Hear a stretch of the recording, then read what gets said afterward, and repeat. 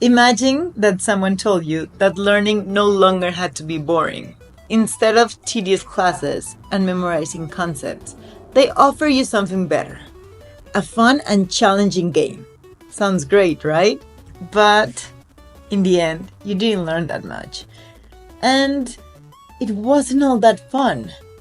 So why does gamification feel so off? Gamification promises to turn learning into an engaging and challenging experience. But why does it sometimes feel empty? Why is it so easy to get obsessed with rewards and forget the real purpose? Hi, I am Tamara Richter, and this is The School Crisis, a channel where we talk about education. Today, we're going to talk about gamification. Why isn't gamification as fun and as productive as its promise?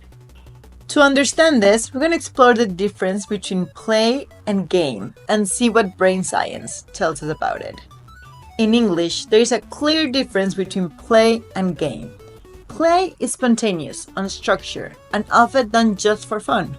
Think of a child exploring with toys.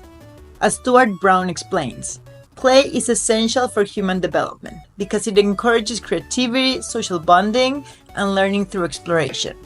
Brown, 2009.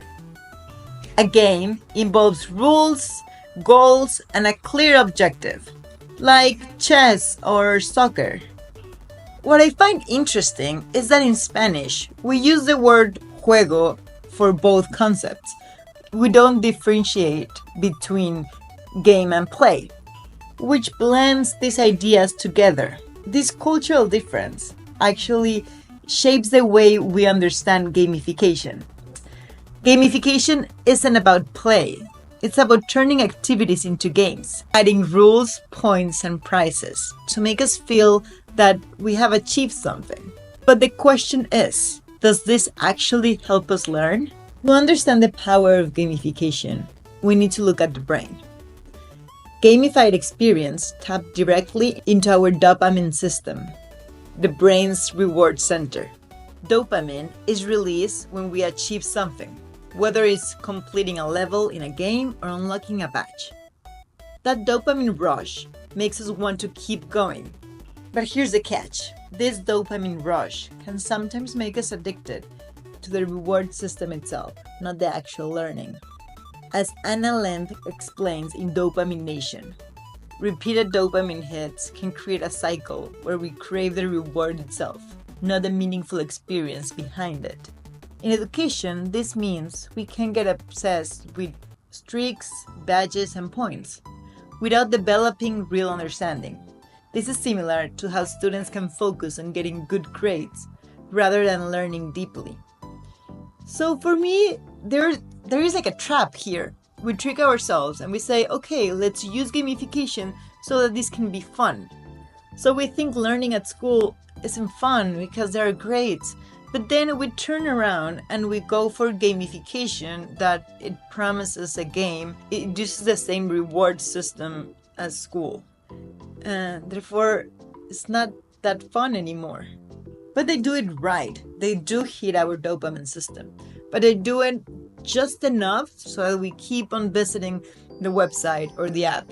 So they gain out of our participation. But I'm not sure how much knowledge do we actually learn. So I've been using Duolingo for more than 10 years now. And I started with Italian, I think I did a little bit of French. I practiced my Hebrew and my Danish, which are languages that I learned outside the app.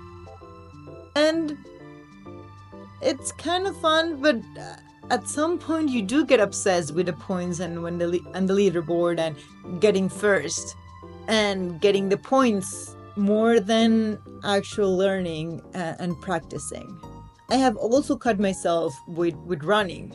I'm training for a half marathon and I have my training plan, but I also have my watch where I get to see how many steps, how many calories, how many kilometers I've been running.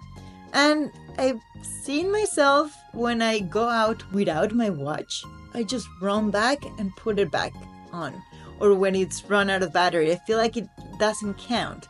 So yeah, I am getting the miles, I am getting fitter, and I'm getting ready for running. But at the same time, there's a part of my brain that loves to see, like confetti when I get a goal, and just to see my progress. There's something when we get to see the progress that makes us feel good about it, about ourselves. Maybe it's kind of connected to this reward system. So we get to experience this dopamine hit before we get the goal, which is good. It's a way of making the process visible. So I think that works, or that at least is working for me. Another thing that I've learned with gamification is drums. So I'm using this app called Melodics, where I have my electric drum set and I'm following, and so the app tells me what to do, like where to hit. So I've been doing this for a while now, and I realized that I kind of know how to play the drums. I can follow songs, but now I feel like I need the basic, like I need to go back to understand how the drum works, which would be like the way you would usually go. So I think it can be helpful and useful in some ways. These are the ways I found it useful. I'm also very conscious about learning and learning process. So I'm just curious, have you used gamification? I'm just curious to know how this had worked for other people. The thing is that despite the process that I've seen with myself and gamification, I still feel like I'm getting tricked. Like it's not a game and it's not totally fun. Like I feel like they shouldn't sell it as a game. It's a learning experience, and maybe it's a way of trick your brain into getting motivated. You know how we need a little bit of extrinsic motivation and intrinsic motivation to learn and to do anything, actually. But I feel tricked when they are saying, okay, this is a fun game, just play. With that being said, I think it's very interesting how we can experience gamification differently depending on the culture. Maybe the culture I was raised in influences the way I experience gamification.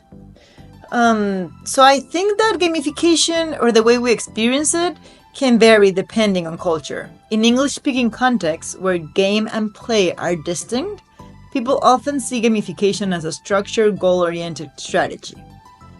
In Spanish-speaking countries, like Mexico, where juego blends both concepts, gamification can feel more natural and immersive, or it can make you feel that it's natural and immersive, and then you feel tricked. Like, in any case, it can risk turning meaningful learning into a race for points. So this makes us ask ourselves, are we learning to win points, or are we winning points as a byproduct of meaningful learning? Which for me is the same question with grades. Do we learn how to get good grades, or are we actually getting good grades because we're learning? Gamification should support learning, but I feel like gamification, or the way it has been implemented, have brought the boring part or the stressful part of games into learning. There are so many other parts of games that make the experience fun, make you feel curious, thoughtful, and engaged, that had nothing to do with winning prizes or badges. I would like to see gamification going in a different direction, when it's beyond just getting prizes or getting like cheap dopamine, I guess. Peter Gray, in Free to Learn, reminds us that real learning happens when we feel safe to explore, take risks, and engage in meaningful challenges, not when we're chasing points. Next time you're in an app like Duolingo, ask yourself, am I really learning or just collecting points? Gamification can make learning exciting, But the true growth happens when we value the journey, not just the rewards. How do you think we can bring the power of play into learning, not just the rules of the games? Let me know what you think. I would like to know more about your experience with gamification. Do you identify with me? Do you really think it's a cultural thing? If you speak any other language, do you have the words play and game in your language? Let me know in the comments below, and don't forget to like and subscribe. See you next time!